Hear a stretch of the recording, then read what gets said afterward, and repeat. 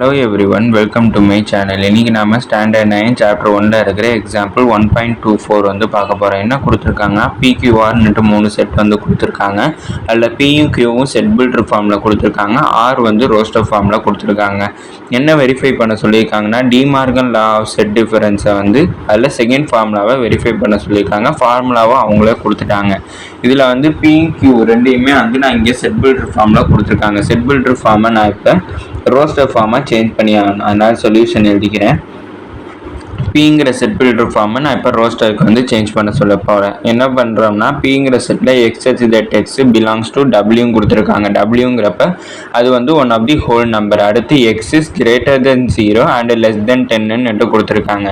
அப்படின்னா இங்கே பிங்கிற செட்டுக்கு எனக்கு என்னென்ன வரும்னா ஹோல் நம்பர் 0க்கு அப்புறம் இருக்கிற நம்பர்ஸ்லேருந்து, அதாவது 1 2 3 4 5 6 7 8 9 10 வந்து நம்ம இங்கே இன்க்ளூட் பண்ணக்கூடாது. ஏன்னா இங்கே லெஸ் தென் 10 தான் கொடுத்துருக்காங்க. Less than or equal to 10ன்னு கொடுத்தா தான் நம்ம இங்கே 10ஐ இன்க்ளூட் பண்ணணும். அடுத்து Qன்னுட்டு ஒரு செட் வந்து கொடுத்துருக்காங்க. அந்த Qங்கிற செட் என்னென்னா x such that x is equal to 2n+1ன்னுட்டு ஒரு ஜென்ரல் டேர்ம் வந்து கொடுத்துட்டாங்க. அடுத்து என்னங்கிறது இங்கே ஹோல் நம்பர்னுட்டு கொடுத்து டபிள்யூன்னா ஹோல் நம்பரை வந்து டினோட் பண்ணும். அடுத்து n இஸ் லெஸ் தென் 5ன்னுட்டு கொடுத்துருக்காங்க. அப்படின்னா என்னுக்கு எனக்கு என்னென்ன வேல்யூ வரும்னா ஹோல் நம்பர் கொடுத்ததுனால 0ல் வந்து ஸ்டார்ட் ஆகும்.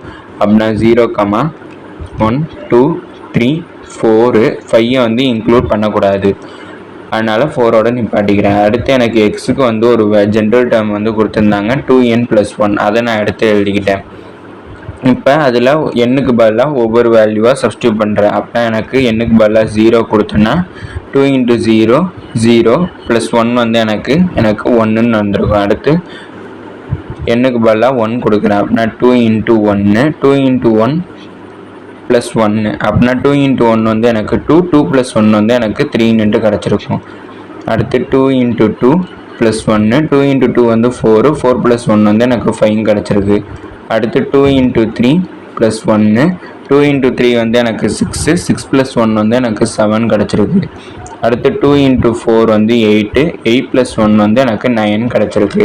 அப்படின்னா எனக்கு இங்கே Qங்கிற செட்டில் எனக்கு என்னென்ன ஆன்சர்ஸ் வந்து கிடச்சிருக்குன்னா அதில் அதையும் எடுத்து எழுதிக்கிறேன். Qங்கிற செட்டில் என்னென்ன ஆன்சர் கிடச்சிருக்குன்னா 1 கிடச்சிருக்கு, 3 கிடச்சிருக்கு, 5 7 9 எனக்கு கிடச்சிருக்கு. அடுத்து ஆறுங்கிறத அவங்க ஏற்கனவே ரோஸ்டர் ஃபார்மில் கொடுத்துட்டாங்க.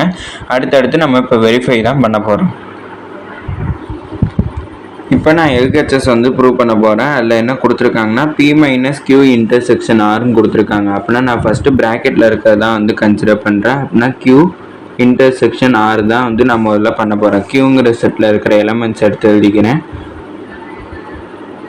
அடுத்து இன்டர்செக்ஷன் சிம்பிள் போட்டு Rங்கிற செட்டில் இருக்கிற எலமெண்ட்ஸ் வந்து எடுத்து எழுதியாச்சு. இப்போ Q இன்டர்செக்ஷன் Rங்கிறப்ப காமனாக இருக்கிற எலமெண்ட்ஸ் வந்து எடுத்து எழுதணும். இதில் எல்லாத்துலேயுமே காமனாக இருக்கிற எலமெண்ட்ஸ்னால் எனக்கு 3 5 7 இது 3 மட்டும்தான் எனக்கு காமனாக இருக்குது. அதை மட்டும் எடுத்து எழுதிக்கிறேன்.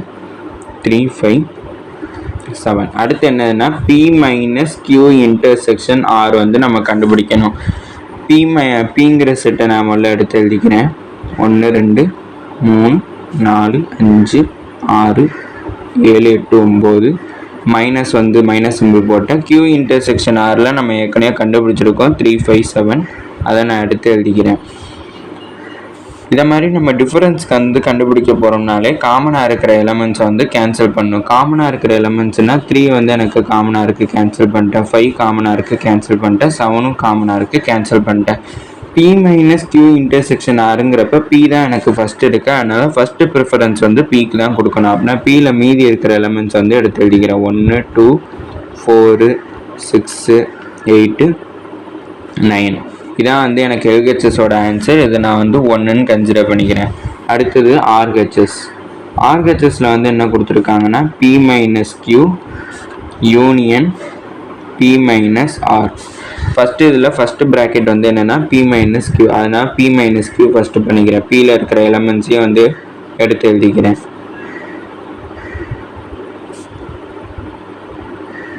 அடுத்து மைனஸ் சிம்பிள் போட்டேன். அடுத்து Qங்கிற செட்டில் இருக்கிற எலமெண்ட்ஸையும் எடுத்து எழுதிட்டேன். இப்போ P மைனஸ் கியூங்கிறப்ப ஃபஸ்ட்டு நான் என்ன பண்ணணும்னா காமனாக இருக்கிற எலமெண்ட்ஸை கேன்சல் அவுட் பண்ணுறேன். காமனாக எனக்கு என்னென்ன இருக்குன்னா 1 3 5 7 9 அதை வந்து நான் கேன்சல் அவுட் பண்ணிட்டேன். P மைனஸ் கியூங்கிறப்ப ஃபஸ்ட்டு ப்ரிஃபரன்ஸ் Pக்கு தான் வந்து கொடுக்கணும். Pயில் மீதி இருக்கிற எலமெண்ட்ஸ் எடுத்து எழுதிக்கிறேன். 2 4 6 8. ஓகே, அடுத்து P மைனஸ் ஆர் வந்து கண்டுபிடிக்கணும். Pங்கிற செட்டை எடுத்து எழுதிக்கிறேன்.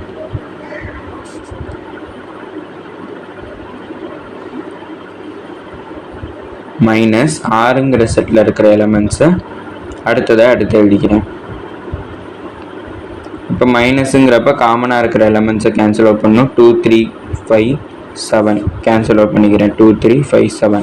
இப்போ P மைனஸ் ஆறுங்கிறப்ப ஃபஸ்ட்டு ப்ரிஃபரன்ஸ் Pக்கு வந்து கொடுக்கணும்னா Pயில் இருக்கிற மீதி எலமெண்ட்ஸ் எடுத்து எழுதிக்கிறேன். 1 4 6 8 9. ஆர்ஹெச்எஸில் என்ன கொடுத்துருக்காங்கன்னா P minus Q union P minus ஆறு. அப்படின்னா P மைனஸ் கியூவில் கண்டுபிடிச்சதை நான் எழுதிக்கிறேன். 2 4 6 8. அடுத்தது யூனியன் P மைனஸ் ஆறில் கண்டுபிடிச்சது 1 4 6 8 9 எடுத்து எழுதிட்டேன். யூனியனுங்கிறப்ப ரெண்டு செட்டையும் வந்து நான் கம்பைன் பண்ணணும். கம்பைன் பண்ணுறப்ப எனக்கு என்னென்ன வேல்யூ கிடைக்கும்னா 1 2 4 6 8 9 எனக்கு கிடச்சிருக்கு. இது எனக்கு ஆர்ஹெச்எஸோட ஆன்சர். அதனால் 2ன்னு மென்ஷன் பண்ணிக்கிறேன். இங்கே 1ன்னு மென்ஷன் பண்ண எல்ஹெச்எஸோட ஆன்சரும் 2ன்னு மென்ஷன் பண்ண ஆர்ஹெச்எஸோட ஆன்சரும் சேமாக இருக்கிறதுனால நான் எல்ஹெச்எஸ் ஈக்குவல் டு ஆர்ஹெச்எஸ் எழுதிக்கிறேன். ஹென்ஸ் வெரிஃபையும் பண்ணியாச்சு. அதனால் ஹென்ஸ் வெரிஃபைடுன்னு எழுதிட்டேன். இதோட இந்த வீடியோ முடிஞ்சிச்சு. தேங்க்யூ.